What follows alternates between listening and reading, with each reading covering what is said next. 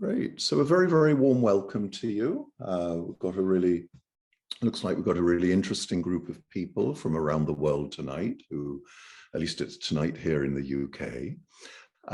It's really a pleasure for me to be talking to you about this work and about this practice. I'm Michael. I've been involved in this work for, I think, nearly 40 years now, something like that. Set up the Craniosacral Therapy Educational Trust around, must be 34 years ago, something like that, quite a long time ago. So been involved in teaching this work for many, many years. And I'm really happy to just share some insights into the practice with you this evening. This is an introductory talk, so I'm not going to make any kind of assumption of prior knowledge. I understand some of you are already practitioners and may have done training in other places, but many of you are coming in really just as a, without any kind of prior training or knowledge on the topic. So I'm just going to kind of start from the beginning. And I'm going to really just pick up on a few of the key principles within craniosacral biodynamics. So biodynamics is really a huge field. It's a huge topic, but I'm going to sort of orient the talk a little bit just to an introduction of what biodynamics is, and then also touching on the principle of health and how we understand health in biodynamics and how we use that in clinical practice. What is our application of that knowledge, of that understanding? So I'm going to share a screen just to show you some pictures. And the idea is that I'm going to talk for a little while. At a couple of points, I'll also open things up for questions. You're very welcome to write questions in the chat box, or you're very welcome just to switch on your sound and come on and we can talk directly. That's also great.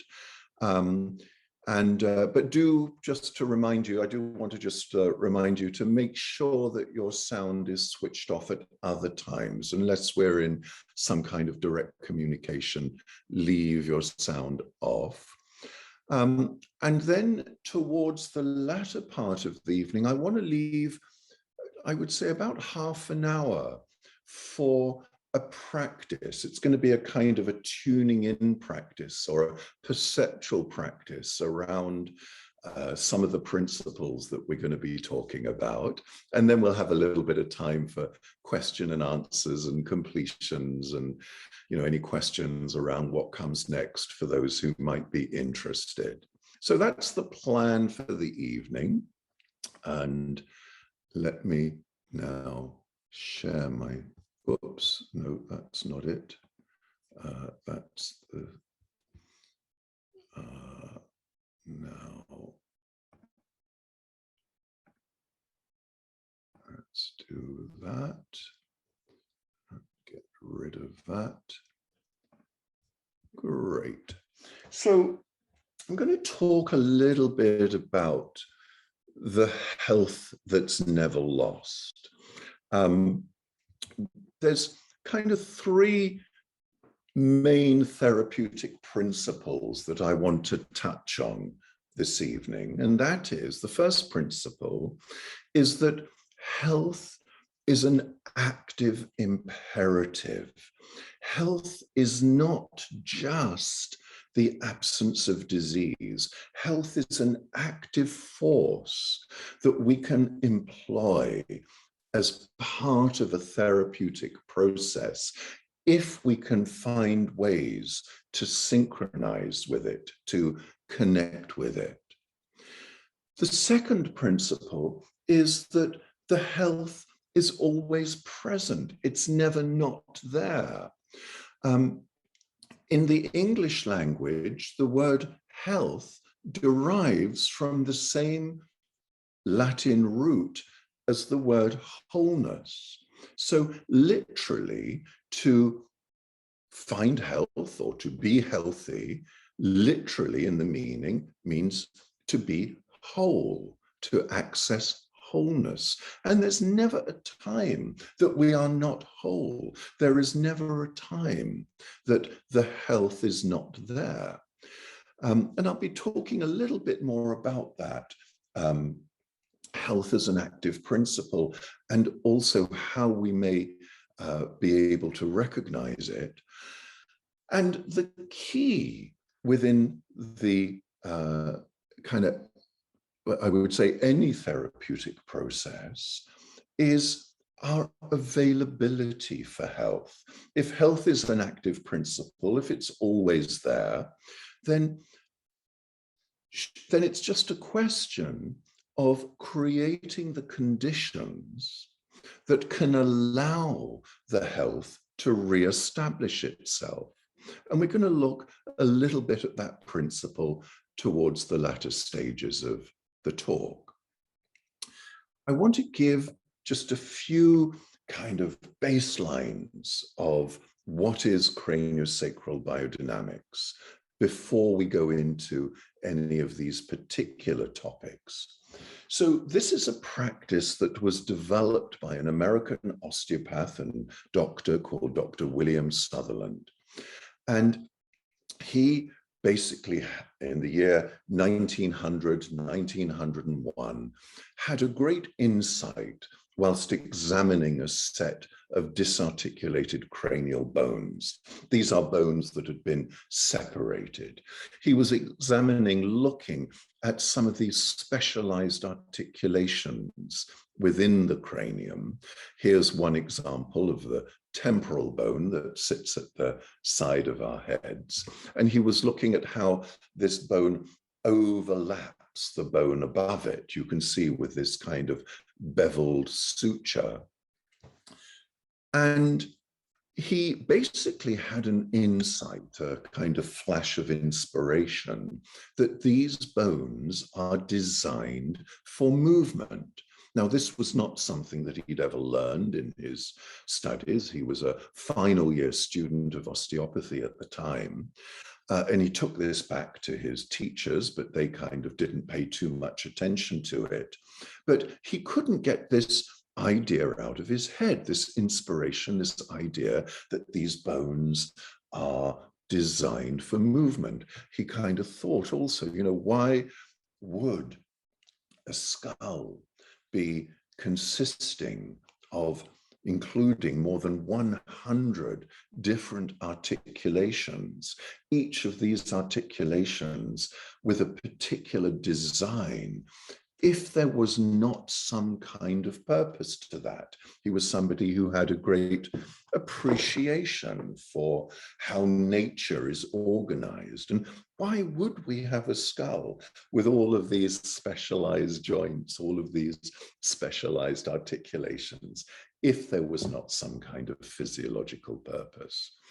Anyway, he started to experiment with this. And also, one of the things that Sutherland had developed in his osteopathic studies is quite a refined sense of palpation. Palpation is the art of sensing through the hands.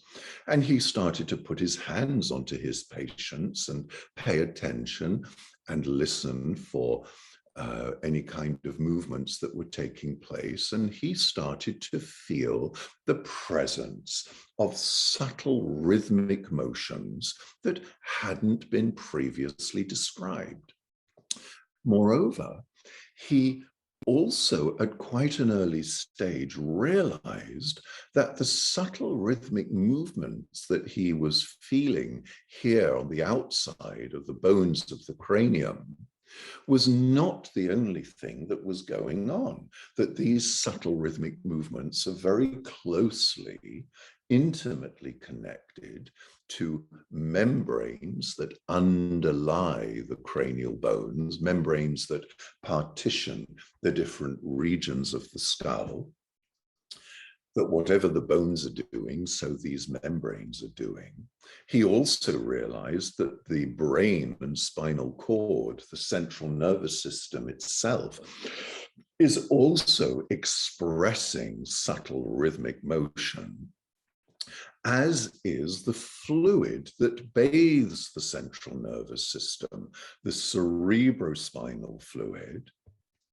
And he also identified that the bone at the base of the spine, the sacrum, is in a sense mirroring what is going on within the cranium and also expressing this subtle involuntary motion. The sacrum is very intimately connected to the underside of the head via membrane called dura, and also the cerebrospinal fluid, the fluid that bathes the central nervous system, also moves right the way down to the base of the spine. So Sutherland also saw and understood and experienced that the sacrum is part of a kind of system of anatomical and physiological relationships at the core of the body that express subtle rhythmic motion. Now, when he started to put his hands onto his patients, he could feel, began to sense where these motions were not able to fully express, where there may be some kind of restriction or inertia.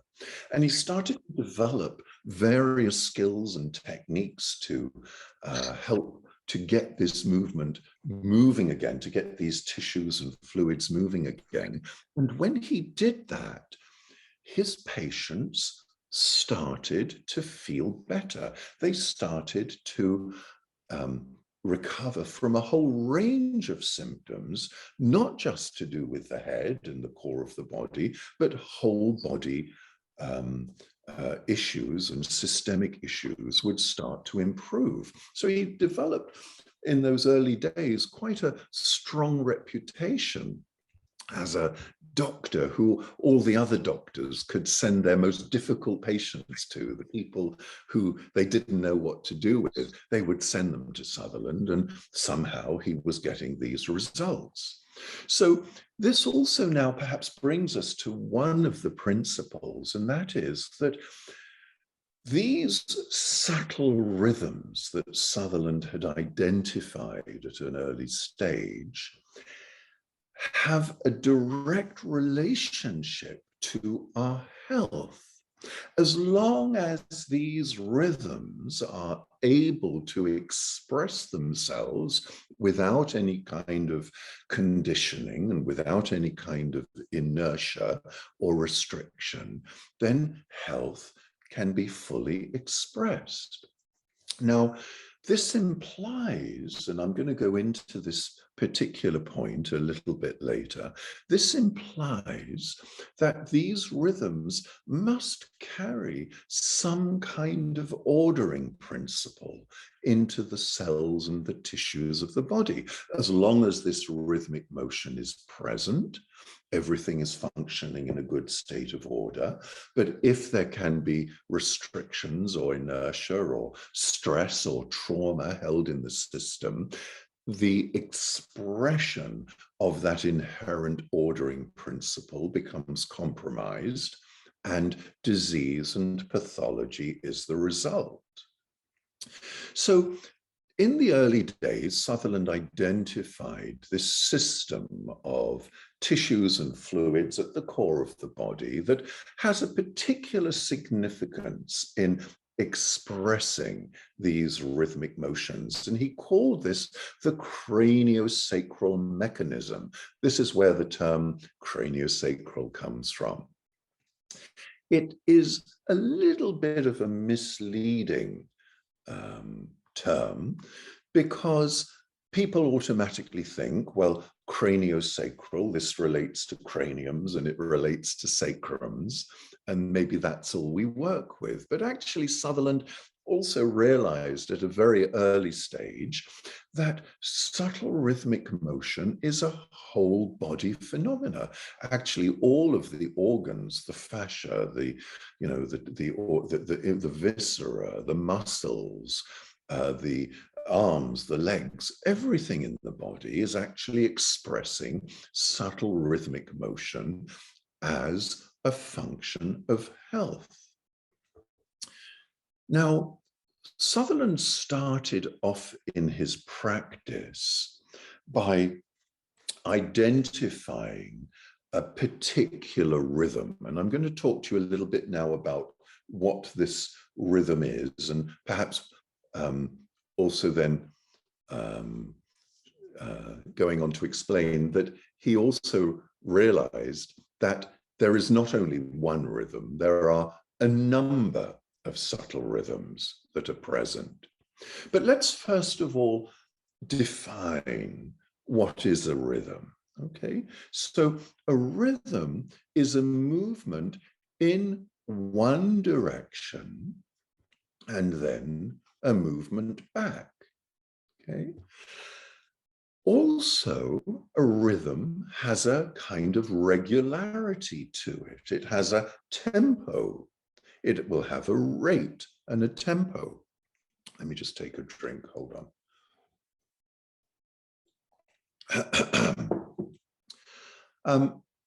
And in this illustration here, we have a kind of a very broad generalization of how the subtle rhythmic motions that Sutherland identified, how they manifest within the body physiology. There is a movement that Sutherland described as inhalation, which is basically a movement that involves all the tissues and fluids of the body subtly rising up and then widening from side to side, followed by an exhalation phase, which is a narrowing side to side and a receding towards the lower pole of the body. Now, within that general description that I've just mentioned, there are a lot of specifics, and it's not my I don't want to kind of go into too many specifics this evening around this, but each bone, each membrane, each organ within that generalized motion is expressing a particular kind of motion. And for those people who go on and study this work, you're going to get to learn what is a normal motion, for example, for the temporal bones at the side of the head, or for the frontal bone, or for the heart, or for the liver, or for the arms and for the legs. Because we need to have some sense of what normal motion is, normal function is, before we can really know and have any sense as to what might be a conditioned motion or a restricted motion or something that's not functioning to its optimal ability. So anyway, Sutherland, as I mentioned, he in his early days, he identified a rhythm expressing through all of the tissues and fluids of the body, which you can see at the lower part of this chart here. It's a rhythm that became known as the cranial rhythmic impulse. It also later became known as craniosacral motion. And this is a rhythm that on average has around 8 to 12 cycles a minute. That means that for one phase of motion and the other phase of motion to complete, that happens around 8 to 10 times each minute. Okay? So this is where Sutherland started out. And he got a lot of good results working with the cranial rhythmic impulse. But he also realized quite soon into his development of this practice that the cranial rhythmic impulse is not the only thing that's going on. There are other rhythms which are underlying the cranial rhythmic impulse, which are deeper than the cranial rhythmic impulse, and which operate at a slower tempo. And I want to take a little bit of time talking to you about those rhythms and also about what it is that might be driving these rhythms. Now, this latter question is something that's still being debated to some degree within our profession. And there are various theories. One of Sutherland's early ideas around this is that maybe the rhythms are being produced by the movement of the central nervous system, and that this is, has some, kind of central function. And from the central nervous system, the rhythms are there, as it were, spreading out and involving all the other tissues and fluids. There's other theories that are present that maybe the rhythms are something to do with the production and the reabsorption of cerebrospinal fluid, the fluid that bathes the central nervous system, that maybe the production and reabsorption of this fluid is happening in a kind of rhythmic way, creating pressure changes within the system and therefore generating a rhythmic motion through the fluids and the tissues. There are various other theories, and Sutherland played with some of these theories, but he came to a conclusion that is quite simple, but by no means simplistic. It's a simple yet quite a profound conclusion. And that is that these rhythms are generated essentially by nothing other than the life principle itself. Okay. Now, he took a term from the Bible, from the book of Genesis, to describe this kind of essential vitalizing force, this essential life principle. He called it the breath of life. And that fundamentally, it is this breath of life, this fundamental force of life that becomes expressed through us, that generates this rhythmic motion. So really, craniosacral, right at its heart, right at its start, is a treatment approach that appreciates and that acknowledges vital forces as a key principle, as a key player within the system. And this also is something that was deeply acknowledged by the founder of osteopathy, whose name was Dr. Andrew Still, who also really appreciated that fundamentally what we're doing as hands-on practitioners is that we're creating the conditions for the free movement of this life principle through the body. So Sutherland, as I mentioned, he started with an understanding that there is a rhythm that can be felt within all the tissues and the fluids at around 8 to 12 cycles a minute, but that there are deeper rhythms, deeper tides that are also present. And I want to give just a bit of an introduction to this system of rhythmic motion that Sutherland started to develop.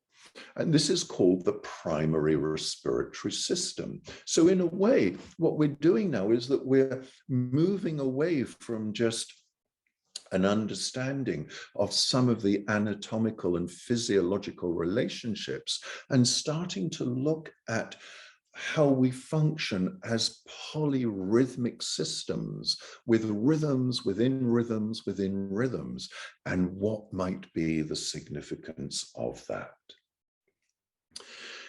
Now, in this description that I'm going to just try to summarize in a reasonably short time, I'm going to highlight that a lot of the things I'm describing to you are things that we understand not as a theory, but as something that we experience when we put our hands on our patients. In other words, this is not just some kind of theoretical idea, but it's an experience. It's something that countless practitioners around the world are experiencing on a daily basis.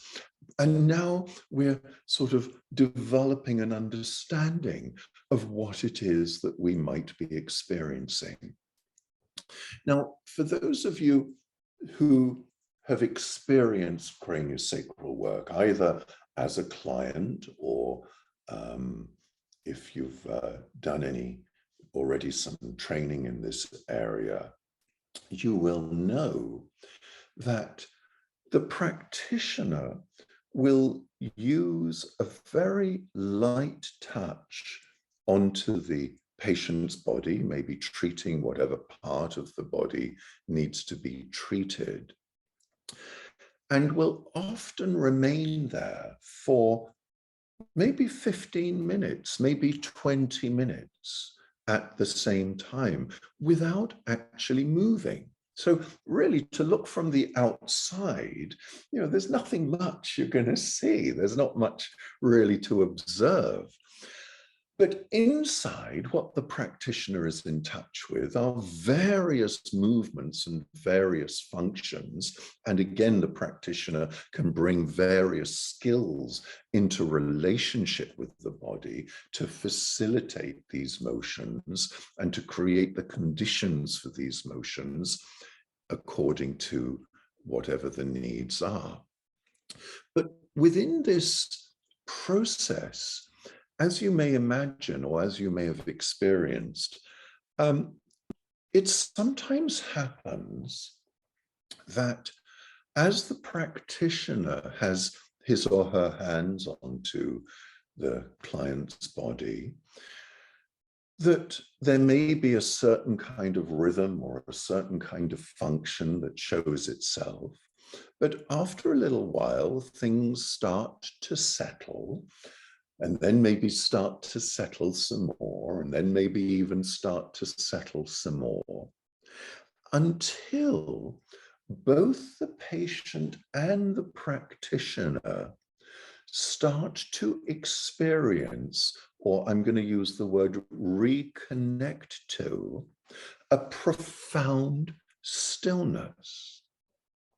Now, this stillness is something that one of the students of Dr. Sutherland, his name was Roland Becker, he coined the phrase to describe the stillness. He called it a dynamic stillness. Okay.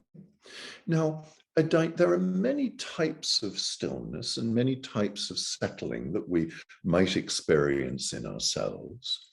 But the dynamic stillness that was being described by Dr. Becker is the kind of stillness that seems to be underneath everything.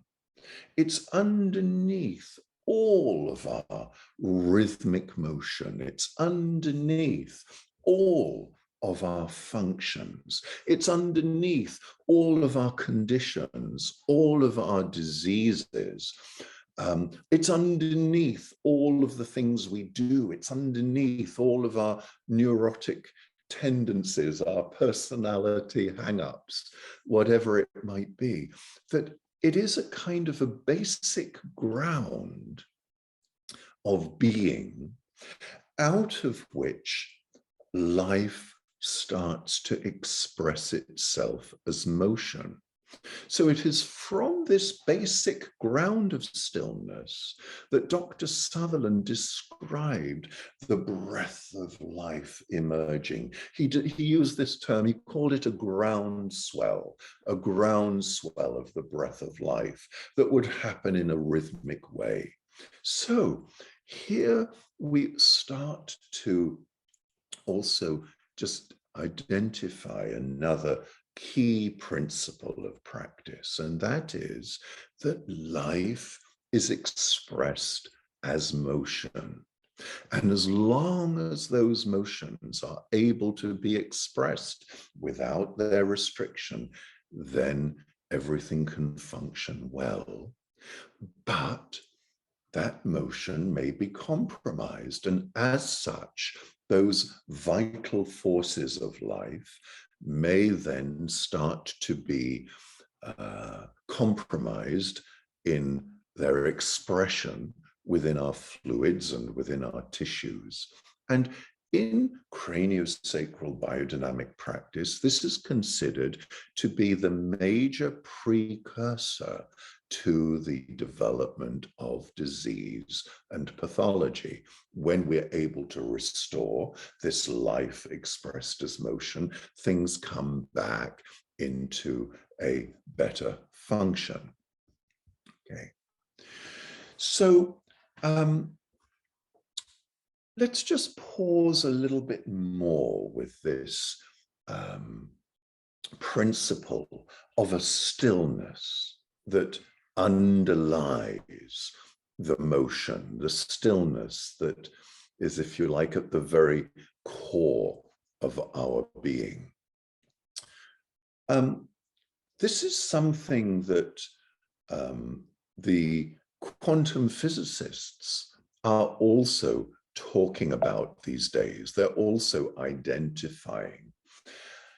This is a picture of Stephen Hawking. Some of you will know of him or remember him. One of the kind of great minds of our time, but somebody who suffered from motor neuron disease. I think he passed away, must be 10 or 15 years ago, something like that now. I can't quite remember, but he had the most brilliant mind, but was basically confined to a wheelchair for something like the last 30, 40 years of his life. And one of the key principles within one of his main books is summarized here in this newspaper cutting. He said, "The universe, in short, was spontaneously created out of nothing. Thus, all of us can trace our ancestry back to nothing." In other words, if we want to go back, if we want to return to the source of wherever it is we came from, there is essentially nothing. There is stillness. There is spaciousness. This is a quote from a modern quantum physicist called Nassim Haramein. And he says, even the extremely small radius of an atom still contains some 99.99999% space. In other words, of course, we're all made up of atoms, but we think of, our bodies, we think of, the computer, the table, the objects that we see and use day to day. We see these as being something very solid, but the reality is this is not true. There is far more space within all material forms than there is matter. In fact, this is a quote from the Institute of Physics. And in fact, they talk about even a few more 999s at the end. They're saying an atom is about 99 point however many nines are left, empty space. If you remove the empty space from the atoms of all people, the entire human race could fit into the volume of a sugar cube. I mean, that's pretty mind-boggling, isn't it? We think of ourselves as something very solid, but the reality is we're not. We are mostly space. Yeah, there's the actual material forms within us are, minuscule by comparison. And of course, this is a question, this is a topic that many ancient spiritual traditions, as well as traditional forms of medicine also explored.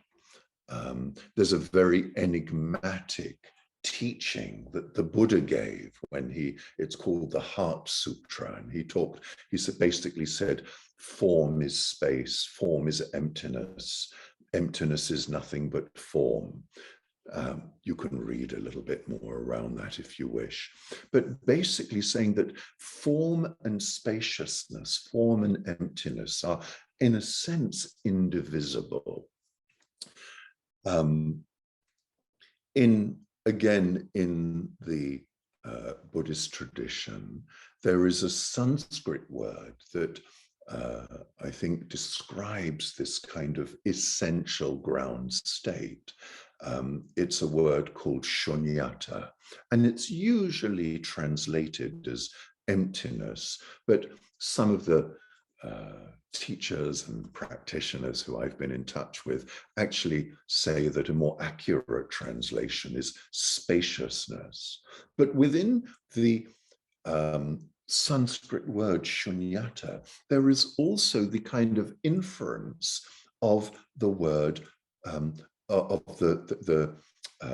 just the word, the principle of luminosity. In other words, this emptiness or this spaciousness is not just a kind of nihilistic vacuum state, but that there is a kind of a luminosity that is present. And this really seems to correspond very well with Dr. Becker's description of stillness. He called it a dynamic stillness, because his experience of this stillness is that it contains the full potentiality of who we are. It's something, it's a quality perhaps, or a realm at our very source, at our very essence, that contains the full unmanifest potentiality of our being. Now, why is this important? Well, we can use this principle in our clinical practices. This is not something that we can direct. This is not something that we can manipulate, but we can create conditions for a reconnection to this profound stillness and a reconnection to who we are at our essence. And when that happens, one thing is for sure: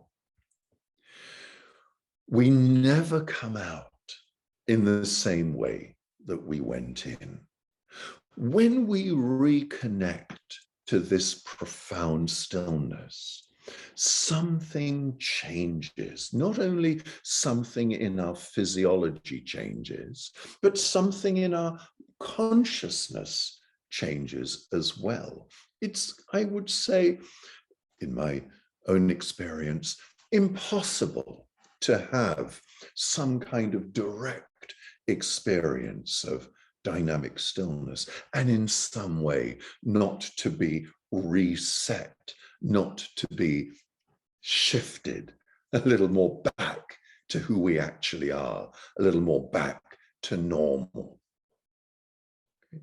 So this principle is quite similar to a principle that maybe now many of us are familiar with in life. If we've got a problem with our computer or our modem or our Wi-Fi, and we call up the helpline and we say, look, this isn't working properly, can you help? What's the first thing that they always tell you to do? Yeah, turn it off, wait a couple of minutes, turn it back on again, and that will sort out a lot of the problems. Well, our physiologies work in a very similar way. When we are able to deeply let go and reconnect to this essential stillness and spaciousness. Things within our bodies, things within our physiologies can start to get reconfigured, can start to get reset. We could kind of use the analogy, say we get restored to our factory settings.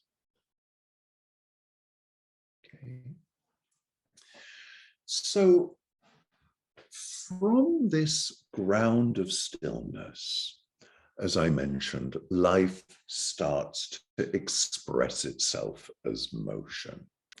And the very kind of first stirring of life as motion that practitioners in this field have been identifying is a slow rhythmic movement, which I'm indicating here. It's something that Dr. Becker, this student and practitioner who then took Sutherland's work on and helped it to kind of flourish and develop further, he called it the long tide. Now, the long tide is a very slow movement. It's a movement that expresses itself in 100-second cycles. Now that means that it takes about 50 seconds for one phase of motion, for one inhalation phase to express and to complete, and then another 50 seconds for that other phase of motion to complete. So this is like a very slow breath that moves through the body in 100-second cycles. I want to talk a little bit more about the long tide because a bit later, I hope that we'll be able to do a little kind of tuning in exercise that might help us to synchronize to this slow movement. Well, one of the things that maybe I can mention now is that in order to sense the long tide, one of the great challenges for us, both as clients and also as practitioners, is that it requires us, it calls us to slow down. This is a slow movement. If we are going to have a kind of hope in hell of being able to feel this movement, it requires a slowing down. It requires a letting go. You can appreciate that there's nothing wrong with, if we're activated and if we're stressed. Most of us, we may go through a lot of our lives just living like that. But those are not the conditions that are going to enable us to directly experience and reconnect with this slow rhythmic movement that we call the long tide. Yeah, it requires a certain degree of letting go and slowing down, and then we may be able to start synchronizing with it. The experience that practitioners in the field have is that the long tide is not a localized phenomena. In other words, it's not a question that I have my long tide and you have your long tide and she has her long tide or whatever it might be. But that the long tide is an environmental motion. It's a vast field of function. It's a subtle motion that seems to express throughout the natural world. So the experience that we have of the long tide is not so much that we're expressing the long tide or we're breathing the long tide, but much more a question that the long tide is breathing us. We're being breathed by by the long tide, and at a fundamental level, we're being vitalized by it, we're being sustained by it, and we're also being ordered by it. How do we know that? Well, again, it's experiential.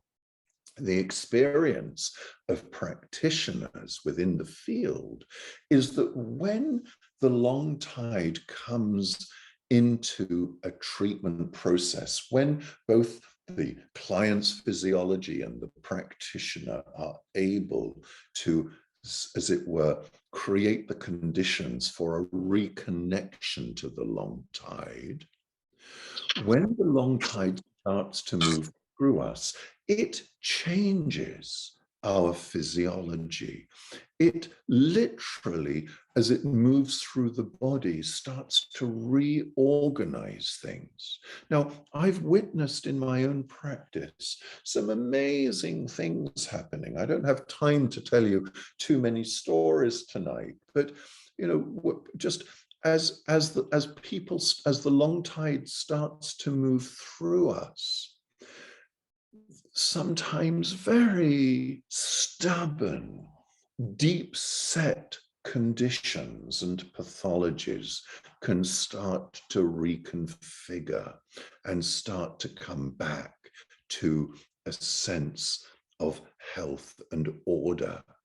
So the understanding, the experiential understanding that we have of the long tide is that it must carry some kind of basic ordering principle. It must carry some kind of blueprint. Sometimes in this work, it's called a blueprint for health, or an original intention, or an original matrix. It carries some kind of matrix for health, which if we can synchronize with and reconfigure with, can have profound influence on our physiology.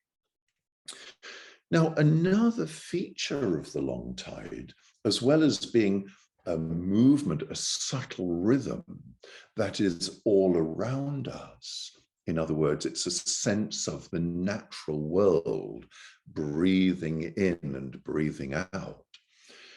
Another feature is that the long tide is never not there. As a fundamental ordering principle, as a fundamental blueprint for health, there is never a time that the long tide isn't there. It never stops. It never goes into shutdown. It never gets locked up.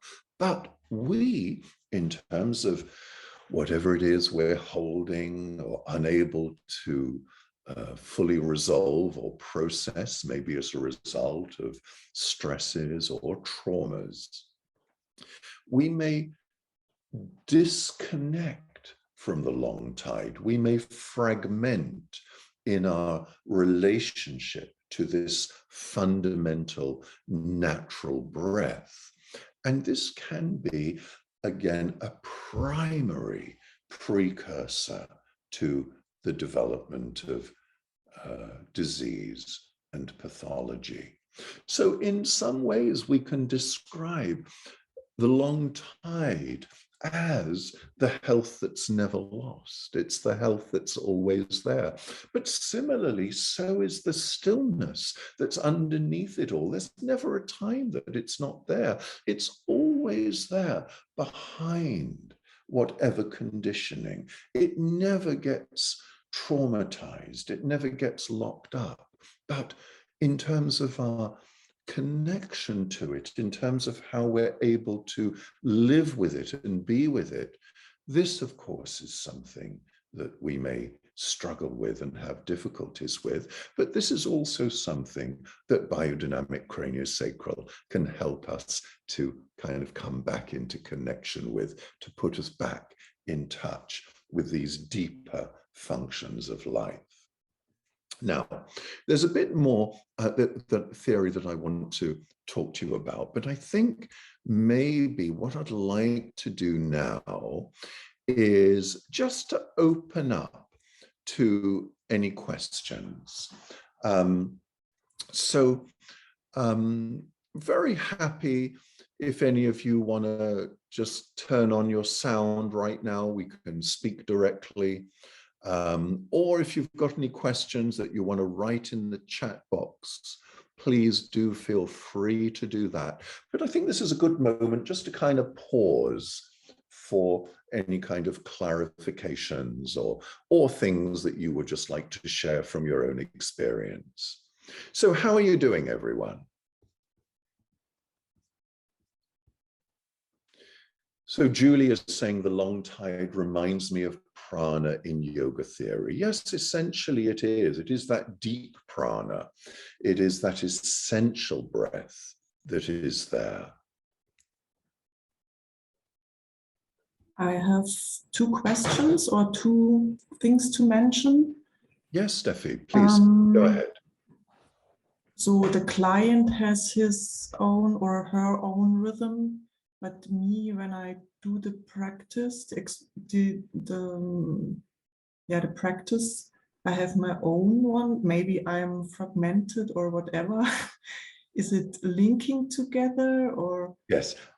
I'm going to come on to that because, as I mentioned, there are rhythms within rhythms within rhythms. So what I've been describing so far is more of a kind of a, let's say, a universal rhythm. Yeah. But we also do have our own rhythms. They're both there. And I'll complete the picture, I hope, a little bit later. But I think one of the things I just want to perhaps highlight at this stage is that rhythmic motion is a feature at every level of life. You know, as I say, the natural world around us expresses rhythmic motion. There are experiments. I don't know if you've ever come across or heard of a powerful telescope in France called the Corot telescope, but this has been pointing up towards the stars for, I think, I don't know, maybe the last 20, 30 years. And about 8 or 9 years ago, this telescope started to identify that every star has its own rhythm. Every star has its own rhythmic motion, and that these rhythms are different. And now the astronomers, are looking at investigating the rhythmic motion of the stars in order to understand something about the properties of these stars. Yeah. So anyway. The long tide and these rhythmic motions are things that have been identified in various fields of study. There's not just things that have been identified within craniosacral practice. Biologists love to study primitive life forms called protoplasm. A protoplasm is a single cell organism, very primitive life form. And biologists like to study it because it, in a sense, it's life in its simplest form, but it also gives us clues about how, you know, the nature of life, how is life expressed within organisms. And there's a very well-researched common principle that has been identified in protoplasm called protoplasmic streaming, which is a rhythmic movement in one direction and a rhythmic movement back, which has regular 50-second cycles, that it takes 100 seconds for this rhythmic motion to complete its both phases through these primitive organisms. Now, according to biologists, we are also protoplasm. We're just more complex forms of protoplasm. There was a time maybe we don't remember, but it was a time, a long, long time ago, that we were a single cell just after conception. But from that single cell, the cell divided and divided more, and then implanted, and then various specialized cell types started to develop, and our body physiology started to form. But we are essentially protoplasmic. So you can look this up, you can go on and you can see many films on YouTube about protoplasmic streaming, this basic rhythm of life through these primitive life forms. Interestingly, also, just in the last 10 years, experiments have been done with cells that are contained in fascia called myofibroblasts. And rhythmic motion has been identified as a regular rhythmic movement within these cells. Can you guess what the rate is? Well, the rate is, it's a movement 50 seconds in one direction and 50 seconds back. Yeah. So this, I'm just going on to give a little bit further kind of information around this, but as I say, the long tide seems to be a sort of fundamental rhythm of life, yeah, that involves all living organisms, but it's not personal. We could say it's transpersonal. Yeah, but of course we are also individuals, and I'll come back and I'll talk a little bit about shortly. Okay, so thank you, Steffi. Steffi, you said you had 2 questions. I don't know if that was.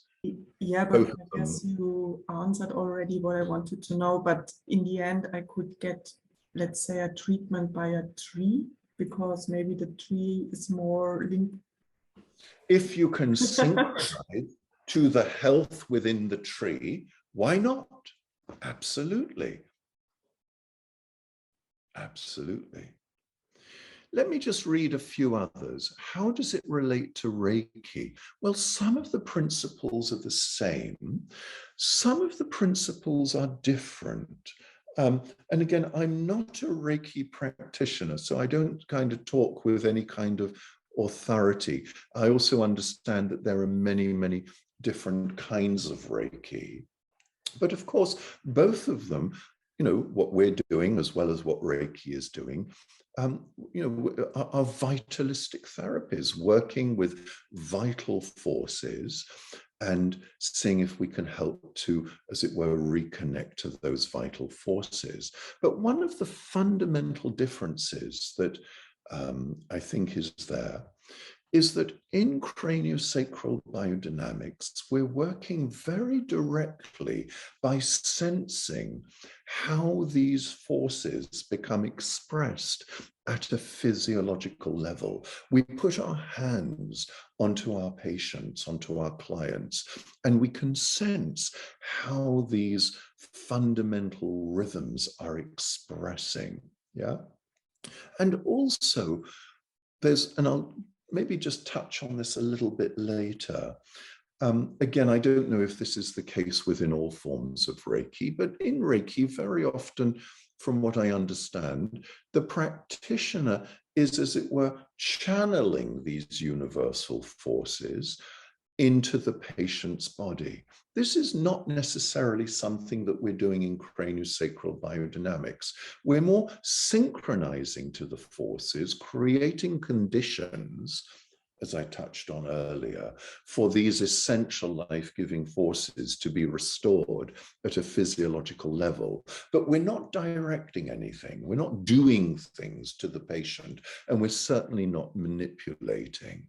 Okay, I'm not saying that Reiki practitioners do that, but just trying to kind of tease out what might be some similarities and what might be some differences. But one of the things that you're going to learn in craniosacral biodynamics, if you go and you want to study this, is you're going to learn how to put your hands on anywhere in the body and feel how health is being expressed, how these subtle, Sutherland called them primary respiratory motions, are being expressed. And you're going to learn a range of skills to create conditions for the restoration of these rhythms of health in places where they may be dysregulated, or where they may be stuck or inertial, or where we may be holding stress or strain or trauma. So, Justina from Poland, how does Cranio relate to access bars? If I knew what access bars is, I would be able to answer the question. I don't know. I've never heard of it before. I really don't know. If you want to give a further explanation, or maybe that's something that I can look up after the talk, then I'll come back to that. But I don't know what that is. Elizabeth, chi universal and chi personal, is the rhythmic motion a smaller identical motion, or is the personal expression different from the larger divine blueprint? Elizabeth, stick around for the next 10 minutes or so. That's the topic that I'm going to come on and talk about next. Okay, so I won't answer that right now. Then, Irina, you mentioned we are always whole, never fragmented. What is it, what can be fragmented besides our relationship with the fundamental breath, when we live and feel fragmented and cannot experience our wholeness? I'm not sure if I fully understand that. What is it, what can be fragmented? Well, our experience can be fragmented. Our physiology can be fragmented.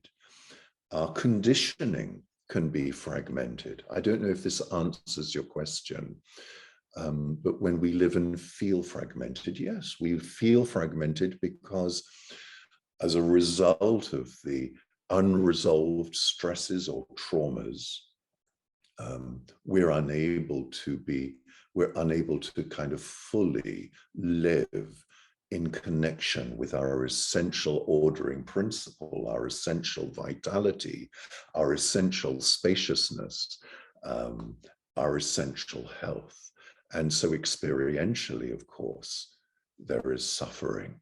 And I'm going to come on and talk a little bit about this at the moment, because this work isn't about ignoring the conditions or the suffering, because the conditions and the suffering is very real. But it's about helping to bring those conditions back into relationship with essential health. Okay, now I'll talk a little bit more about that later. How does biodynamic cranio differ from other craniosacral practice?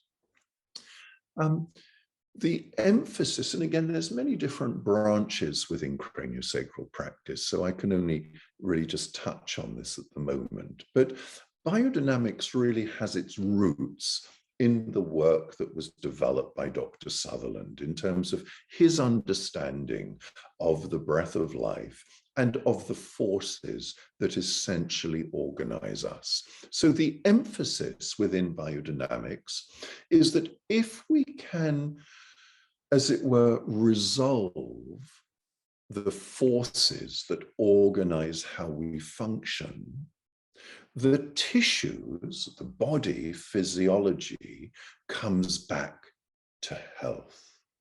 The emphasis is not on, as it were, working with the effects of those forces or the symptoms of those forces, but on reorganizing the forces themselves. Okay, now that's just a quick summary, but also because of that, just by definition, the emphasis in biodynamics is that practitioners tend to work more with the slower tides, with the slower rhythms, rather than with the faster, more superficial rhythms. Because these slower rhythms, including the long tide that I've been talking about so far, these rhythms carry more of the essential forces that organize how we function. So if we're able to synchronize to our clients at that level, actually our work is deeper acting, it's more efficient, it's also more effective. So for me, this is really the emphasis of biodynamics. Shakira, you've got a hand up. I'm going to have to maybe take this as a last question or comment. Otherwise, we're going to just be talking for too long. But Shakira, do you want to come on and put the microphone on? Yeah. Hello. Can you hear me okay? Yes, I can. Okay. I'm in Canada. I'm in Galiano Island, British Columbia. Anyway, a short story is I've been a practitioner for many years, but I was in a car accident 6 years ago, and it's like I had a brain trauma, and I'm only, with lots of careful cranial work and biodynamics, and I study with Sherry Ona, and so when I hear, what you're talking about and stuff, it's like I re-experienced all of this myself in the last 6 years, because I was fairly isolated as my brain healed and my body healed, and it's like I'm hearing it all again, but every time you say something, I just it's like I'm falling in love with myself, if you understand what I mean, because of the breath of life. Like, even though I worked on people for many years, I got to experience all of this in my healing process because, I live on a small island. It's, there aren't very many people. We went through the pandemic, and I just turned to nature and to my, I have a little dog and that kind of thing. And it's like I got to like really experience all these things that you're talking about for myself. And also I had been as a practitioner. And now when I hear it, it's like, oh, I just want to learn more. But now I'm looking forward to being able to go back into some practice with this. Yes. And I mean, like you talk about breath of life and all of this. And I just completed a 1-year course with Sherry Ona called Spirit into Form, where you go through your whole birth process again monthly. And that it really brought deep healing to me, along with the, the practitioners that worked with me. So if anybody out there has any doubt, it's amazing, when you get tuned into this breath of life that we are. Shakira, maybe just, it connects us to our wholeness. It connects us to who we fundamentally are. And of course, when we do that, we fall in love. We become who we are. We become whole again, and we can begin to heal. And it's so lovely. It's so beautiful to just hear. It sounds like it's not been an easy journey for you, but how you've been able, just step by step, to reconnect to your health and to heal from this, sounded like, quite deep trauma that you experienced whenever it was, 8-9 years ago, I think you said. So it's beautiful to hear that. And yes, absolutely, we reconnect to who we fundamentally are. We become whole again. And as a result, we could say we become healthy. Yeah. I'm going to say this also at this stage. We can also die like that. We can die healthily. It's not just, sooner or later, we're all going to die. We're not, none of us are immortal. Yeah. So it's not just about keeping ourselves alive, but we can also, perhaps we can also die in wholeness as well. That's a wonderful thing to say. Yes. And for me, the information that I got was I was becoming one, but now I feel like I'm one, like with everything. So and the experience of falling in love. I like how you said that. So I just wanted to add my comments and thank you so much. I'm just excited to be alive now. And I was, from the trauma 6 years ago, it, was quite the opposite. So I'm just happy. Great. Thank you. Thank you, Shakira.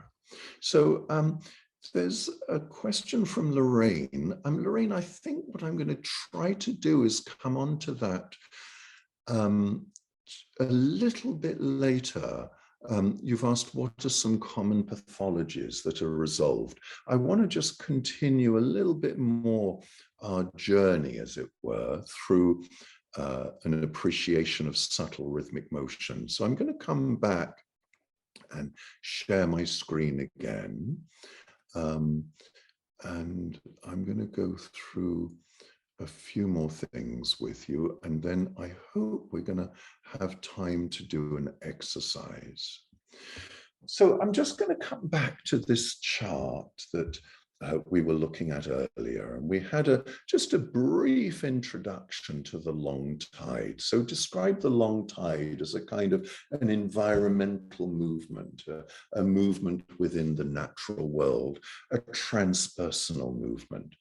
But of course, we are not only, as it were, transpersonal beings, we are also individual beings. So these vital forces, the breath of life, is not only expressed all around us, but becomes expressed within each individual living organism.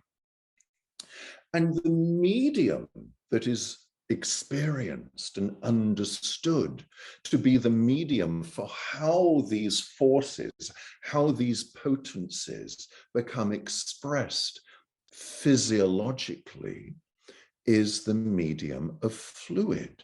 Fluid is seen to be the carrier of life. Okay. Now, this is a similar principle to the principle that's in Chinese medicine, where the blood and the fluids are considered to be the carriers of qi, as long as those vital forces are able to express. Everything is in a state of balance and harmony. In craniosacral biodynamics, we're working with all of the fluids of the body, so the blood, the interstitial fluid. And Sutherland also placed a great emphasis on the significance of cerebrospinal fluid in this process. He saw the cerebrospinal fluid as being like the essential fluid in the body, like maybe we can say like the sap in the tree.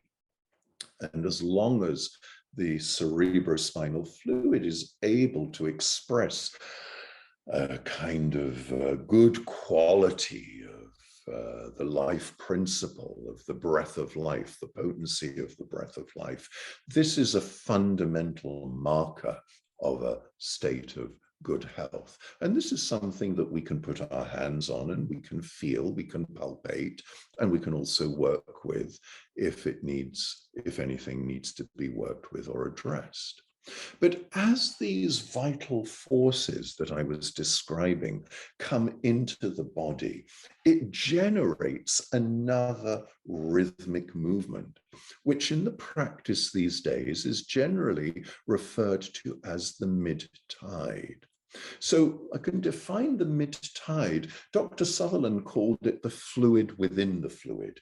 He talked about the fluid within the fluid is the potency within the fluid. The mid-tide essentially is an expression of the potency of the breath of life as it gets taken up within each individual organism. And it generates another movement, which is a subtle inner breathing. We call it a motility.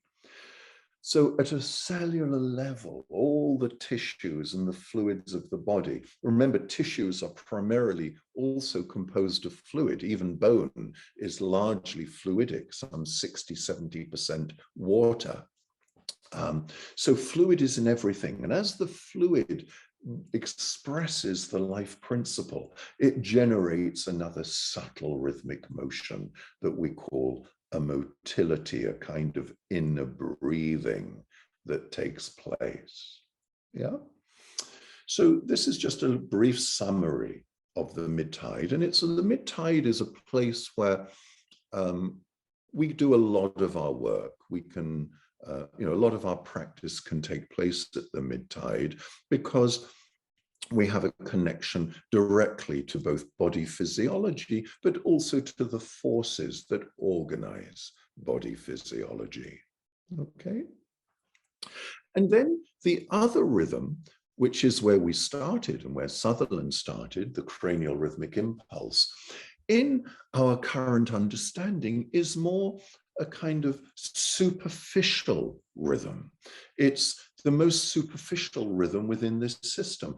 It's sometimes we need to work with it because it's what is showing. But to use a kind of an analogy, if you imagine that you've got boats on the ocean, let's say in a harbor, you've got a whole lot of sailing boats. Those boats on the surface of the ocean are going to be rocking with a relatively fast movement. And there can be a number of different factors that can generate that movement. Maybe one factor will be which way is the wind blowing. Another factor will be the currents in the ocean. Another factor will be the tides in the ocean. Yeah, so there can be many different kinds of conditions that will generate that faster movement. If you then drop down into the ocean, you go under the surface, you're less at the, I would say, the effects or the influence of whichever way the wind is blowing. And you're more in the domain of a slower movement, which is more of a tidal movement. Remember, the tides of the ocean express rhythmically according to the pull of the moon. As you go down into the ocean, you're more within those slower tidal movements, although of course you can have currents under the ocean as well. But then as you go down towards the ocean floor, particularly down into the deep oceans, it's pretty quiet down there. There's not a lot of movement. But interestingly, oceanographers have measured a phenomena that occurs within all the deep oceans of the world, and they call it the deep sea ocean wave.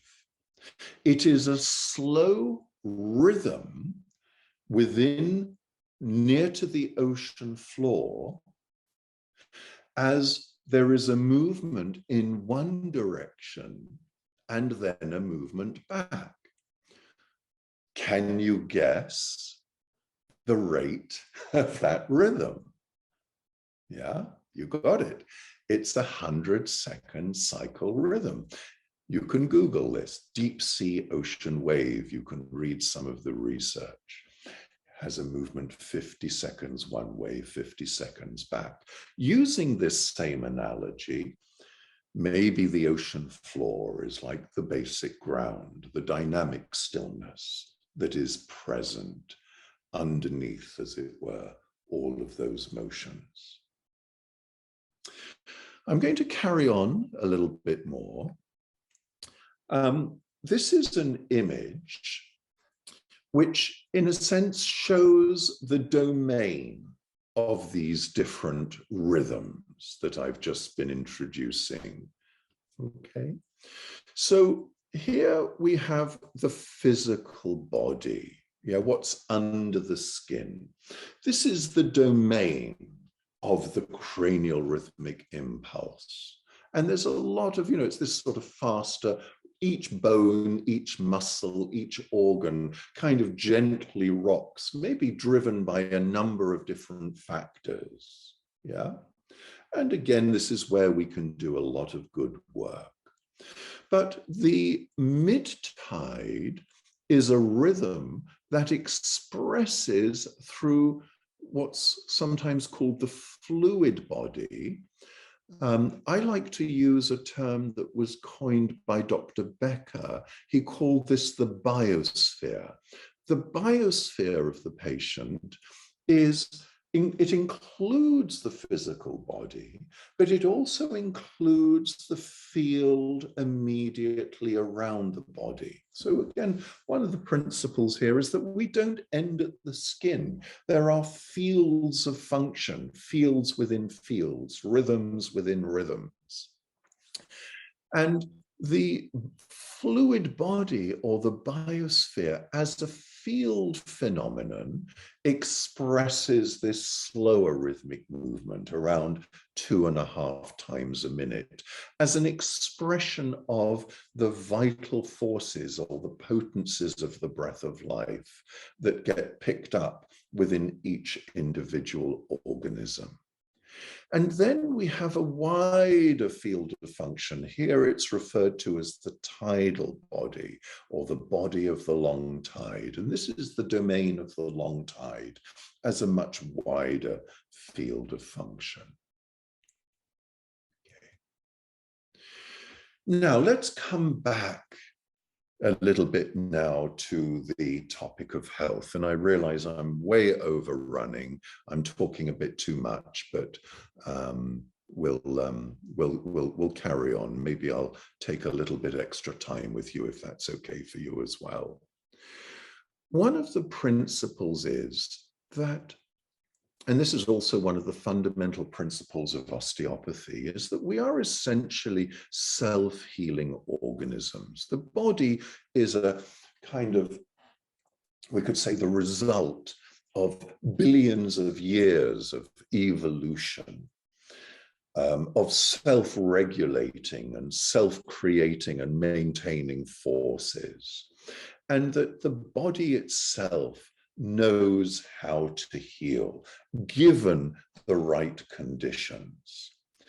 This is a quote from the founder of osteopathy. It just illustrates the point that I've been trying to make. He said, "The brain is God's drugstore, having within all drugs, lubricating oils, opiates, acids, and every quality of drug that the wisdom of God thought necessary for human happiness and health."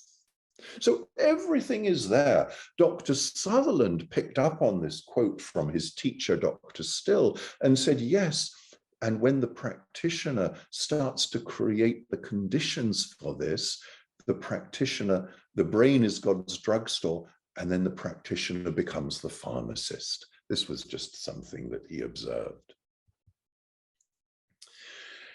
So this is a principle that we can also use in our practices. And that is that a long, long time ago, as I touched on earlier, we were a single cell. And then the cell divided, and then those cells specialized into many different cell types. And, step by step, the systems of the body became formed, and we have a human body, we have a human physiology. But embryology is not just something that happened, however old we are. 30, 40, 50, 60, 70 years ago. Embryology is something that's constantly happening. We are constantly forming. We're constantly being created. We're constantly being maintained. Yeah. So if we can tap into those organizing forces, then perhaps the potentiality we can start to really tap into, the true potentiality of our health. If those forces are still happening, if they're still occurring throughout our lives, and we can synchronize to those forces and tap into them, then perhaps the possibilities for healing become limitless. And this we see, this is not again, this is not a theory, people get better from incurable diseases, from AIDS, from cancer, from, a whole range of conditions. People recover, they get better. I've seen this, I've witnessed this in my practice. What is this? How can this happen? If these were incurable diseases, it couldn't happen. But something in that individual allowed something else to happen. Yeah. When I was learning naturopathy many, many years ago, I remember one of my teachers used to say, it was a kind of a phrase, he said, there's no such thing as an incurable disease. There are only incurable people. Okay, so anyway, if we can, and maybe there are not even incurable people, because even with incurable, so-called incurable people, if, this is the great if, we can create the conditions. The reality is we don't know what's possible. We don't, it may not be, what we think in terms of our limitations. One of the pioneering practitioners in this work, I mentioned him a couple of times already. His name was Dr. Roland Becker. He was a student of Sutherland, and he helped to develop some beautiful understandings within this practice. One of my favorite quotes from him is, he said, the bioenergy of wellness is the most powerful force in the world. In other words, that force, that impulse to find health, to find the best possible balance, given whatever conditions, whatever circumstances, that force is immutable. It never stops. It's indestructible. Becker called it the most powerful force in the world. He didn't say, oh, on a good day, this is something that might work if you're lucky.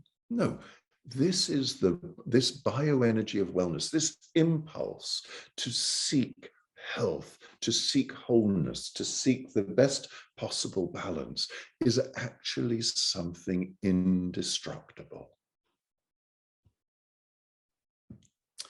Dr. Sutherland was once asked to describe his understanding of primary respiration, this essential life breath. And this is not the original picture, but he drew a picture like this of a house under the ocean with all of its windows open. And he said, the breath of life is like the ocean all around us. And if our doors and windows are open, it can permeate us. It can heal us. It can maintain us. So he used this phrase, Dr. Sutherland used the phrase, he described the breath of life, he described it as the ocean all around us. Sometimes he used the phrase, the external presence of primary respiration. This is a quote from David Bohm, one of the great physicists of our time. He said, space is not empty, it is full. It is a plenum, as opposed to a vacuum. And it is the ground for the existence of everything, including ourselves. The universe is not separate from this cosmic sea of energy. I think he was saying the same thing that Dr. Sutherland was saying. Which, of course, but Dr. Sutherland was describing it from his own personal experience. This is a quote from an early 20th century philosopher and scientist. He was also a painter, someone called Walter Russell.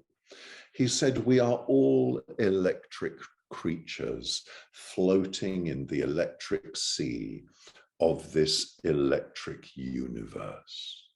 He's saying the same thing. This is a quote from Nikola Tesla. He said, "There is no energy in matter other than that received from the environment." Okay? So this is absolutely key. If we can open up ourselves to this organizing principle, these organizing forces, this ocean all around us, if we can allow ourselves, if you like, or create the conditions that can allow these forces to move through us, we can get reconfigured, we can get reorganized. I'm going to just show a few more slides. I'm going to kind of flip through this fairly quickly, but this is a quote from Dr. Still, the founder of Osteopathy. He said, "To find health should be the object of the physician. Anyone can find disease." Yeah. Now, the kind of emphasis, I would say, the orientation that we take in biodynamics is not an orientation that is present in many other therapeutic forms and medical systems, which is an orientation to get rid of the problem, to get rid of the disease.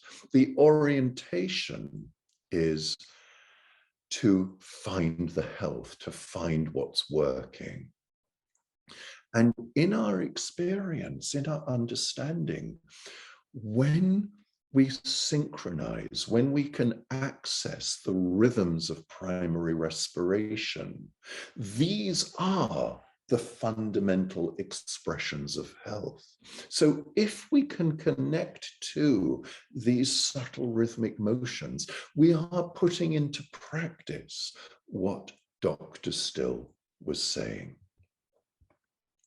Okay, I'm going to flip through this, and then I want to leave a little bit of time for an exercise and also perhaps open up to questions. But I want to just summarize a few of the principles that I've touched on already. And please, this is an understanding. These are big topics, but I sincerely hope that it's kind of whetted your appetite, that it's, stimulated your interest, hopefully your enthusiasm to explore this work more, because I'm extraordinarily passionate around this work. I see what it does for people. I see what it does for clients. I see what it does for students in training and how they're then able to help more and more people. So I hope that some of that I can convey to you. Here's a few principles we've touched on. There's a deep intelligence, there's a deep wisdom in the body that knows how to heal. We've touched on that. The body itself knows how to heal. Our healing capacities are probably far greater than we imagine. Perhaps even without limitation. Perhaps. I don't know. I'm not there yet. But certainly more than we perhaps limit ourselves to.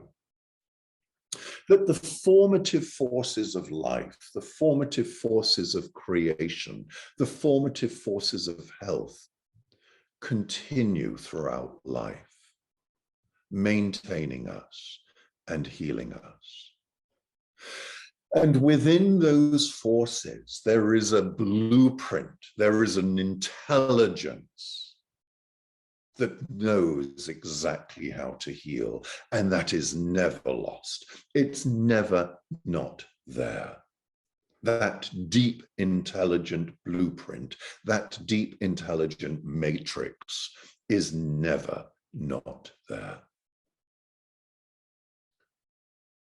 Okay, this is a beautiful quote from Dr. Becker. He said, And for me, this is one of the most radical definitions of health. He said, health is related to the freedom of interchange between body physiology and stillness.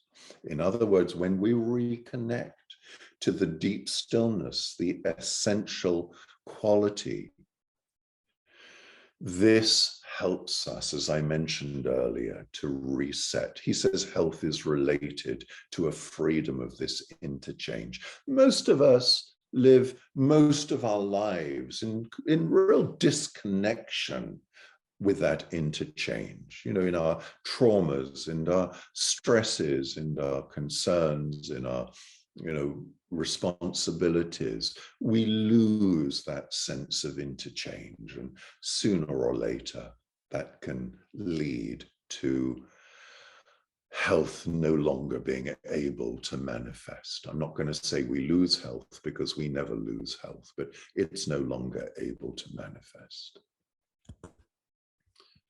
Okay, so. We have about 20 minutes left. Maybe I'm going to show you maybe one more slide, actually. It's quite a nice slide. It's a quote from Jeff Foster. He said, "You do not heal from trauma.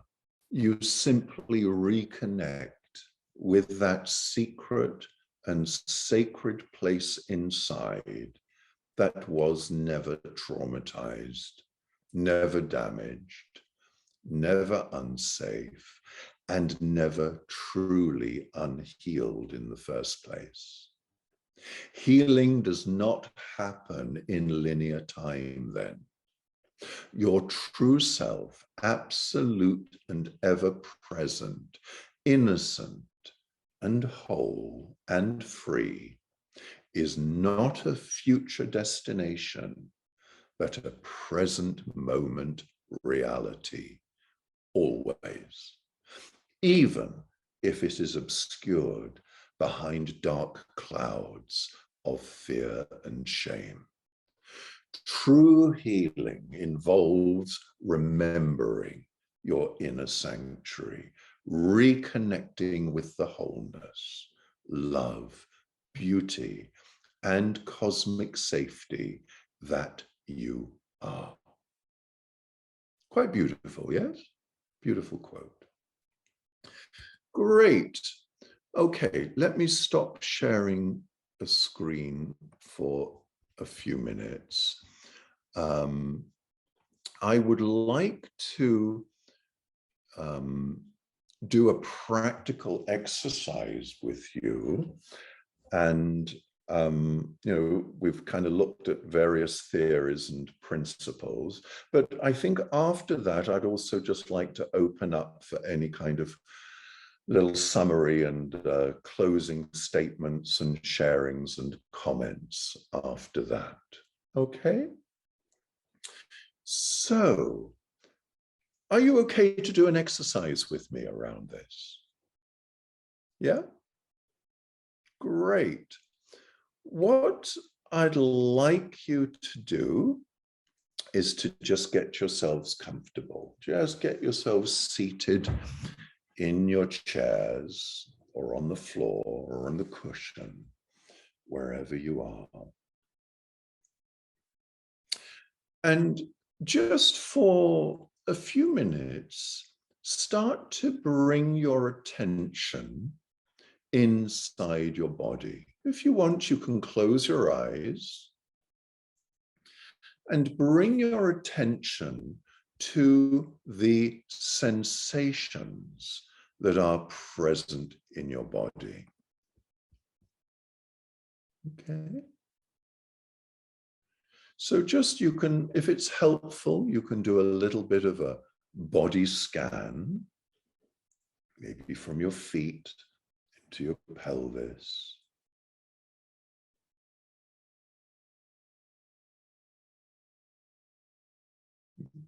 Noticing how is your belly, your back, your chest.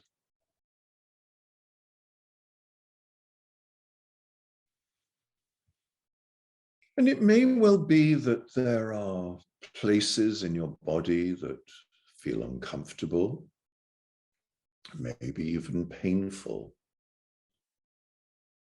Maybe there are places that feel okay, that actually feel quite pleasant, spacious, where you have good sensations.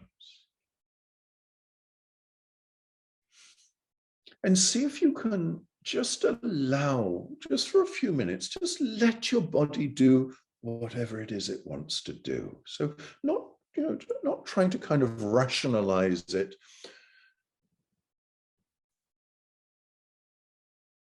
Not trying to understand it even, not trying to manage it, but just acknowledge what's present in your body. So remember, the body is very intelligent. It knows exactly what it needs. It knows much more than we are. We're not so intelligent. We're pretty, excuse me, I speak for myself, pretty stupid with our ideas and our so-called concepts and our expertise. But the body knows, the body has its great wisdom. And see if you can take a few minutes just to listen to what your body wants to do without interference, without having to censor anything or manage anything, but just being with the sensations. And don't try to understand it or rationalize it. What your body is experiencing may be very different from what you think. Let's see if you can just take a little time to acknowledge what's in your body. Just being with it. Allowing your body to move if it needs to move. Allowing the sensations. Just trusting a little of this deep intelligence.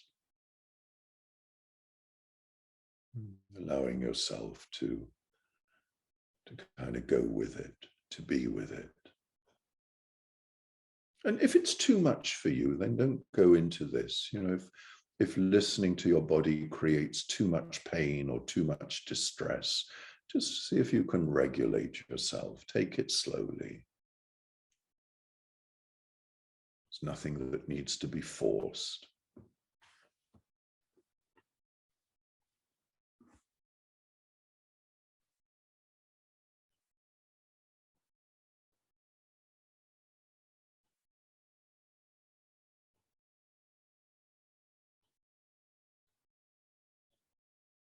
And just for a few minutes, just trusting this wisdom, this of whatever it is your physiology wants to do.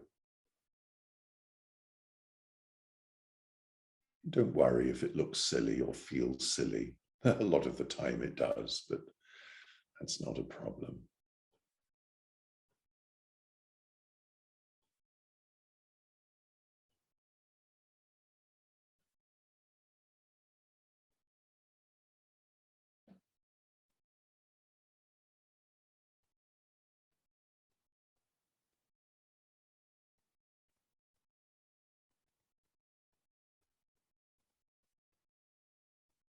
And just letting your body kind of express whatever it wants to express. If there's a discomfort or a pain, just see if you can be with it.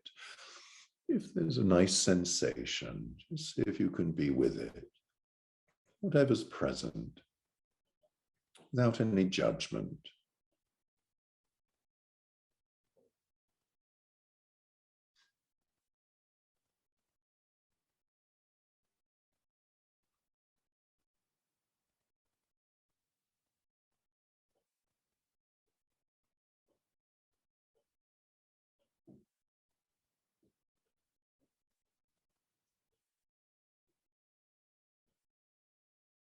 And if it brings up feelings, emotions for you, just acknowledge those emotions. It's okay if you can be with them. If it's overwhelming, then just come out of it. But,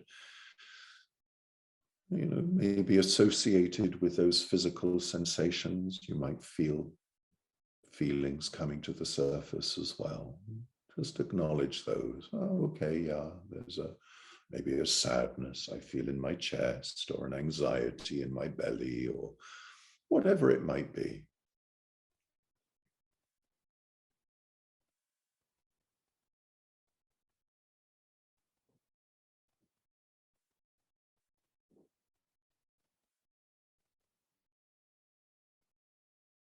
It doesn't have to be a difficult emotion. Maybe you experience a joy in your heart. Anything, whatever's there, whatever's present.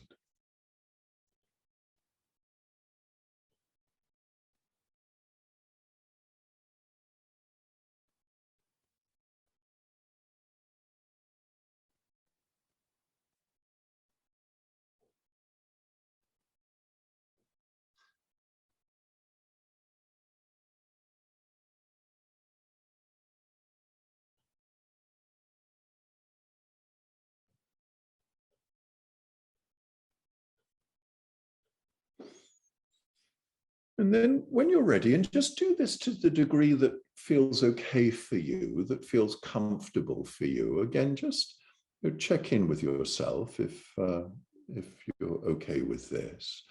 But now, what you can also just explore is, so far we've just been taking a few minutes just to listen to the sensations in the body. How would it be if you just allowed your attention to widen a little more?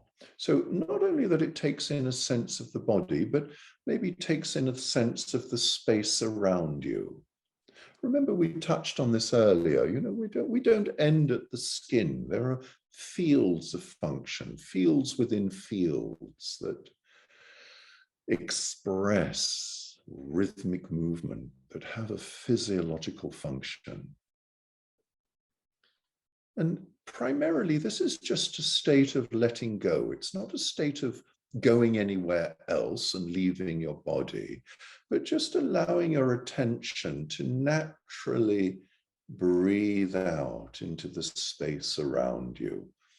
As you're able just to kind of let go, maybe you can take in a little bit of a sense of the space around you, and maybe you can take in a sense of the room that you're in. Maybe if you're in a room, you know, if it has the certain sounds or qualities or an atmosphere. Just allowing your attention to kind of widen. Naturally, let it relax outwards. It's nothing you should force, nothing you have to do, but just as you start to, if you're able to let go of managing anything, let go of controlling anything, you'll find your attention will just naturally start to widen. It'll naturally start to breathe out. Don't be worried, just let it go. Maybe it'll even breathe out beyond the room, out through the walls, out through the windows. Maybe even out into the natural world around you. Just let it go. So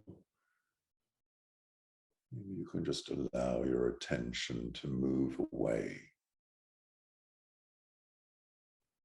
If you feel okay, if this doesn't feel right for you, just do what you feel is right. The Tibetans had a beautiful word for health. The Tibetan word for health is troaten, and it literally means that which suits you. Okay, so do what suits you. But if you're able to just let go, you may find that your attention can breathe out into the space around you. Out in, maybe if you're in a city, out through the building, down the roads, into the parks. Maybe if you're living out in the countryside, just out into the natural world, just appreciating. We're all sitting where we're sitting, you know, we're in our individual locations.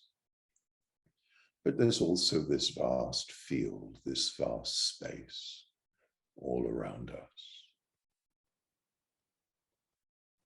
It's also there. It's nothing, we're not fabricating anything. We're not making any of this up. This is the reality.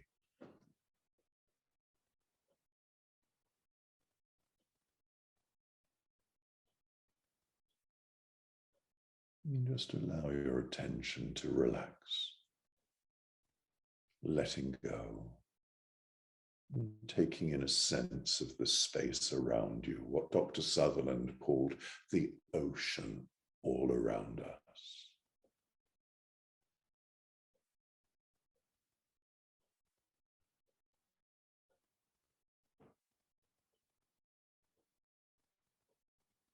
And as we do that, let's just take a few minutes. We don't have too long, but let's just take a few minutes. Just allow whatever wants to come into your body, let it come in. So as we start to, as it were, attune and synchronize to the ocean all around us, just allow whatever wants to happen, without having to control anything, without having to manage anything. And with whatever we want to kind of express from the body or let go of or whatever, again, just let that happen. So we can also, you know, whatever you feel you want to kind of just, you know, drop or let go of or express, you can also express it. So that we can allow this kind of, just for now, allowing this kind of interchange between us and the wider field around us. Just taking in whatever it is we may be able to take in from the space around us, the field around us, the health around us, the health that's never lost.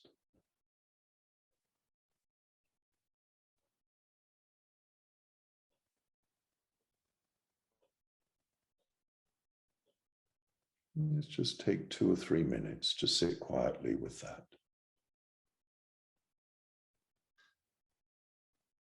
Just allowing,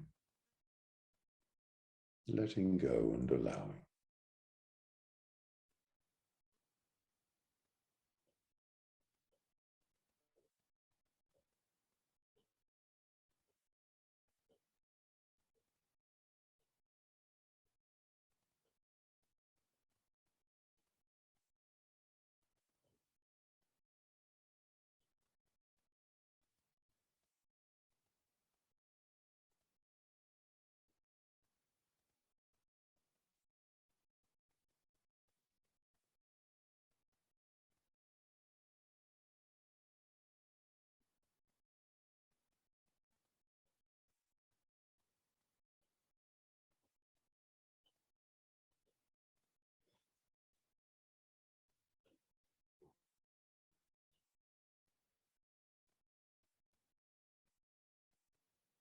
Maybe just reconnecting to something that's underneath all of our suffering, our pain, our traumas.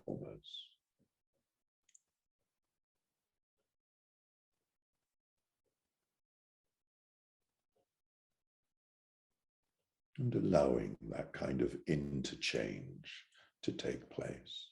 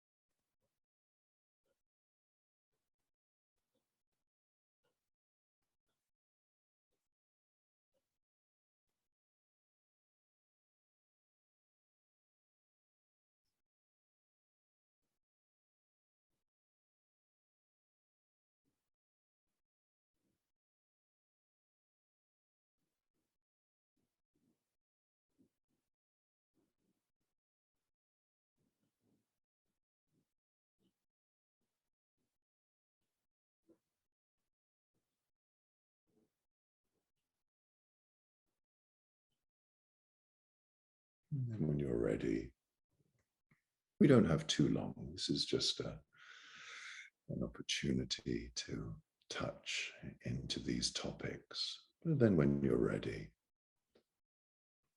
slowly reorient your attention back to wherever you are, back to the room. Maybe take a few slow breaths. Open your eyes if your eyes have been closed.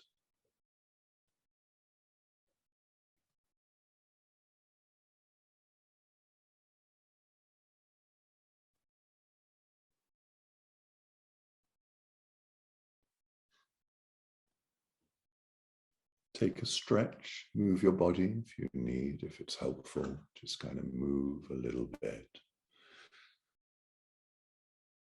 And just kind of notice how things are right now in your physiology. How was that for you?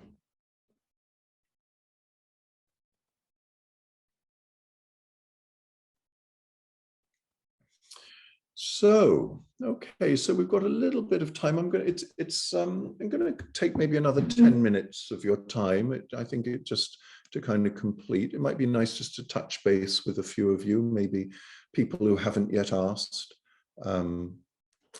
We can check in. Sherry, you almost fell asleep. That's great. If you're tired, that's very often when we start to slow down actually in this work, and we realize actually how tired we are a lot of the time, and that might be really useful. Maybe I hope it will be a good kind of rest for you, a good kind of sleep, a good kind of letting go. Yeah. Great. Anything any of you would like to share or mention, either through voice or through text?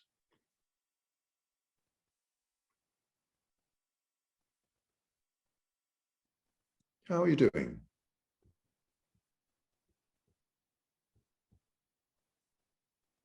Yeah, Myra? Hi, so just to share that, how can I say this? Every time I stop to listen my body, I can feel the need to like make movements and just let it flow, kind of like that, and just paying attention to what the body wants to do, because we usually don't actually pay attention to that, right? Absolutely, just yes. feel and let it flow, in almost like feeling in the water to let the movement happen, because in the water it's so much easier to just let the movements flow and go around. And so really interesting. Yeah, it is. It's about allowing those movements, allowing whatever it is that needs to take place. But also we were kind of adding something there. Yeah, we were allowing it, but we were also doing that in the context and in relationship to a wider wholeness, to a greater wholeness. Yeah, and that's a really interesting little piece. Yeah, it's a really interesting little. Yeah, but great. Thank you for your sharing. Thank you. Great. Let's have a look. How does osteopathy contrast to biodynamic? How does it contrast? Oh, Catherine, that's a big topic. There's a lot of similarities. I mean, both biodynamic osteopathy and biodynamic craniosacral really come from the roots of Dr. Sutherland and Dr. Becker.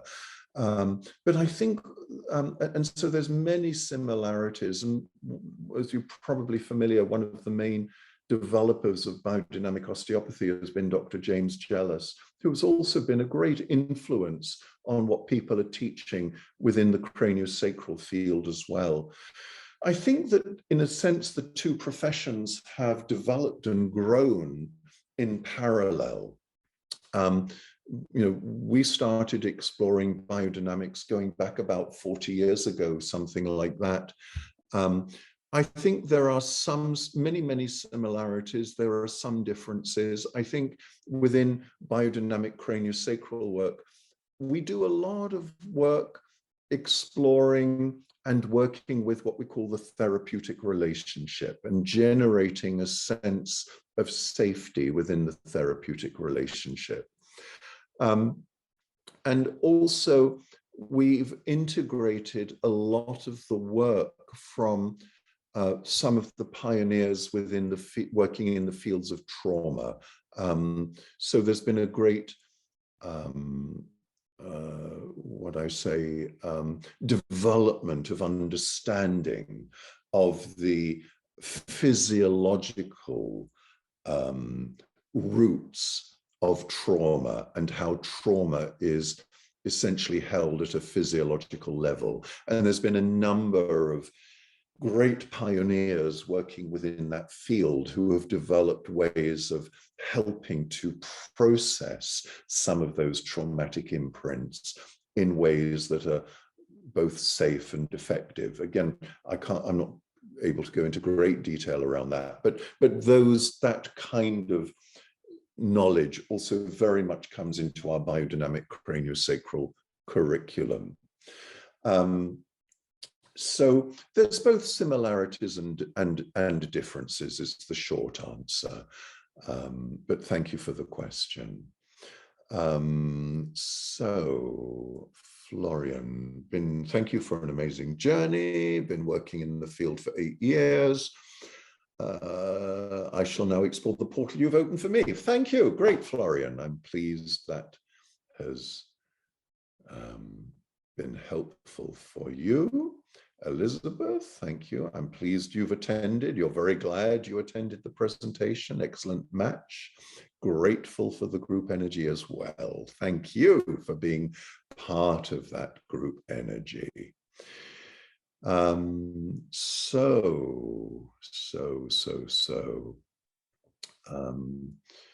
Yeah, so Ariana, it sounds like you're having some struggling with this, although I took care of my body, trying for a healthy lifestyle. My body told me how terribly neglected it is. Well, Ariana, what can I say? I can't argue. I mean, if that's what your body is saying, then, please act on that in whichever way you feel that you can. I felt pain more or less everywhere. I felt a high vibration not letting me have a rest. I felt a noise inside my head. I would really, really recommend, Ariana, seeing if you can find a practitioner in your locality. I don't know where you're based. I think you might have said you're based in Mexico earlier on, but see if you can find a practitioner to work with, because perhaps some of the stuff that you're experiencing can be supported through some hands-on practice. I sincerely hope it will be. So thank you. Great. I'm going to just come back to a screen share just for a couple of minutes, and then we're going to complete. So now let's just spotlight this again, and whoops, go to there and then play. So I just want to give a little bit of a heads up. I gather a number of you are interested in training at some point. I want to just give you a little bit of a heads up as to what it is we offer. This is a kind of a taster evening. I hope it's given you a flavor. I hope it's whetted your appetite to explore this work in more depth. Basically, we offer a 2-year training, not a 2-hour training or a 2-day training. It's a 2-year training, which really gives us the opportunity to deepen into the principles that I've just been touching on. And I want to also just say there's many other principles that I didn't touch on this evening. This is an introduction, but the training really provides a broad range of skills. There's lots of practice sessions that we do in the classroom. We keep a tutor ratio of 1 tutor for 4 students at all times, because we give a lot of support both in the classroom and outside of the classroom.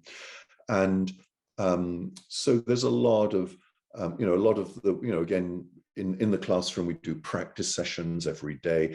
And this is where a lot of the learning goes on. You might kind of listen to the theory, but then it's when you go to the tables and you start to practice, you go, oh, yes, right, that's what they meant. Now I can feel that. Now I can experience that.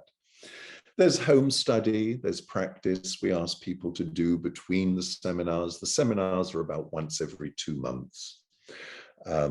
We have a unique teaching clinic where people can gain clinical experience under supervision in the 2nd year of the training. Our teachers are highly experienced. Our teaching teams are as well, and just include some really great consummate practitioners who can share through their experience. We have a lot of cutting-edge ways of teaching, creative ways of teaching, and exploring also some of the kind of new developments within the work, some of the new science that's been developed in this field, we integrate into the training. There's a lot of support. And also for those of you who live long distance, you can attend the first 4, up to the first 4 seminars online or in person. We can't make this a fully online training because at some point we're going to need to see you, we're going to need to put our hands together with yours, we're going to need to work with you in the classroom. But we made this adjustment actually during COVID times, and we've been doing this on our current training, and it's working really well. We've got a number of international students who are finding it difficult, were finding it difficult to get to London. So this really kind of cut them some slack and gave them the opportunity to join us pretty well for the first year online, which is great. And really the training provides an excellent foundation for professional practice. It's really around preparing people for working within this field. My own view, there are shorter trainings that are available. My own view in terms of what we're offering is that it is, I would say, the minimum that I would feel comfortable to teach, the minimum that is needed in order to safely and effectively work with this practice, and develop a range of skills that you can bring into professional practice. So we have a next training starting in October. If that's of interest to you, or if you'd like to have a chat about the training, please just contact Esther. She can help you with any kind of practical queries.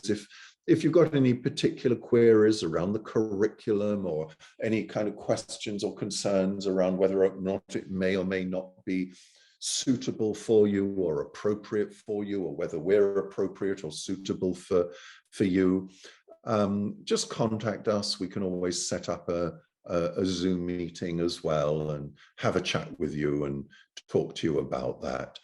And then there's also a more in-depth introduction that I'm going to be teaching in London in September. So some of you may well be able to join me for that. It's a kind of another taster, as it were, but it's a more in-depth taster. So if you need that taster, if you want to kind of just, come and visit the school and see what we're doing in person, there's an opportunity to do that. It's not a requirement, but for those people who might want to just kind of go a little bit further, we're going to do a number of table sessions during that weekend. And if you want to just kind of check out, whether or not that's suitable for you and how you feel with that and how you are with that, this is a great opportunity. So September 17th and 18th in London.